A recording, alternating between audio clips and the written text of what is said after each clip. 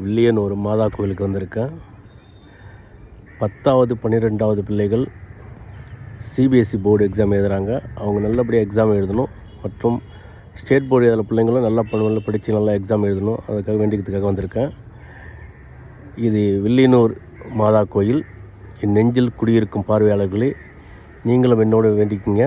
உங்களுக்கு ஏதாவது வேண்டுதல் இருந்தாலும் வேண்டிக்கிங்க. என்கிட்ட வேண்டுதலை சொல்லுங்கள், நானும் உங்களுக்காக வேண்டிக்கிறேன். என்னுடைய வேண்டுதல் பெரிய வேண்டுதல், அதுக்காகவும் நான் வேண்டிக்க வந்திருக்கேன். வாங்க கோயிலுக்குள்ளே போகலாம்.